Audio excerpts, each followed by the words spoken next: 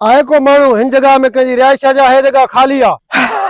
हाँ हाँ छो ना हिते रिहाइश आहे भाऊ, हिते असां रहूं था। दे ख़बर केड़ो आ, सुबह सुबह सा मुंहिंजी निंड्री फिटाए छॾी अथई। ही जगह केड़ी आ? गोले गोले थको वडी मुश्किल से ही जगह मुखे लधी आ। वो साहब तव्हां इन खंडरन में कीअं अची फाथा आहियो? इते त मजदूर सुता पिया आहिनि, मजदूरनि में तव्हांजो कहिड़ो कम अची फाथो आ? इनी लोकेशन ते हिकड़े हमरा पार्सल ऑर्डर कयो, उनी हमरा जो नालो आ रमू ऐं ही आ उनजो पार्सल।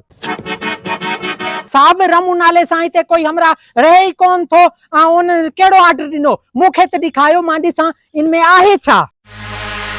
ही त मूंखे कोई कीमती मोबाइल लगे थो, आईफोन लगे थो मूंखे। गरीब जा बाल इनी पार्सल के खोलण जी कोशिश भी न कजाई।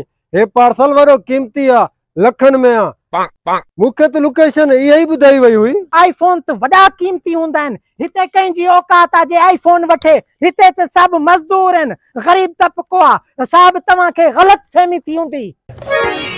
उस्ताद मोगा हे साहब केड़ा? हिनी मोबाइल आईफोन जा सजा पैसा मिली चुका आहिनि, सिर्फ हिनजी डिलीवरी चार्जेस रहे थी उहा कोने मिली। एड़ो आईफोन मोबाइल पंहिंजे ठेकेदार वटि मां ॾिठो, हिकु मिंट हरे था।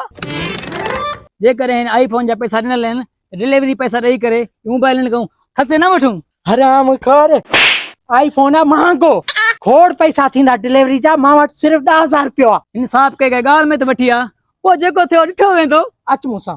अरे गरीबो, अरे कुंड में वही छाजी सुसपुस कंदा पिया वे, जेकी ॻाल्हि आहे मूंखे साफ़ साफ़ ॿुधायो। असां इहो सोचूं पिया त मुंहिंजो हिकिड़ो भाउ शोएब, वॾो भाउ, मां सम्झां पियो त शायदि उन ऑर्डर ॾिनो हूंदो। गरीबो उनखे घुरायो, मूंखे डिलीवरी चार्ज ॾियो त मां निकिरण जी क्या मुंहिंजी देर थींदी पिया। वॾो भाउ मुंहिंजो कल शाम सखर हलियो वियो। हाँ सखर? मां एतिरो बेवकूफ़ न आहियां जो हिन मोबाइल जा करण सखर हलियो वञा। हाणे ही मोबाइल मां काॾे कयां, कंहिंखे ॾियां? साहब इन आईफोन जी केतिरी डिलीवरी चार्जेस आहे? मां पाण अदा कयां थो। मुंहिंजो भाउ वॾो सखर ॾांहुं जंहिं महिल मोटंदो न, उनखां मां पैसा वठी वठंदुमि ऐं ही आईफोन उनखे ॾेई छॾींदुमि। इहा ॻाल्हि शुरू में कयो आहे न, त मुंहिंजो एतिरो टाइम ज़ाई न थिया। हिन मोबाइल जी डिलीवरी आहे 10,000, मूंखे ॾियो त मां हाणे वञां। कराई न मुंहिंजो खीसो ख़ाली, कयई न पंहिंजा शौक़ पूरा आईफोन जा। साहब ही वठो 10,000 रुपया, मूंखे आईफोन ॾियो। जंहिंजे नाले सां डिलीवरी हूंदी आहे असां सामान उनखे ॾींदा आहियूं। तूं जो नंढो भाउ इन करे मां तोखे आईफोन ॾिनो आहे। ऐं ॿी ॻाल्हि ॿुध, ही दॿो खोलींजई न, पर ही अमानत आहे।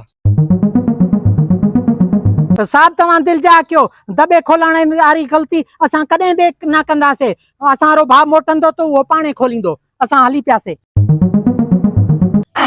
मज़ा ई मज़ा। हाणे आईफोन मोबाइल खोले ॾिसूं। हाँ हाँ।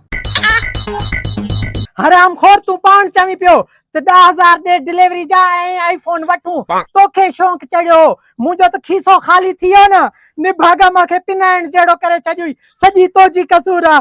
ही पादर आहे, हाणे मां तोखे पादर हणंदुमि। मोगे जी मार, ख़बर न चार।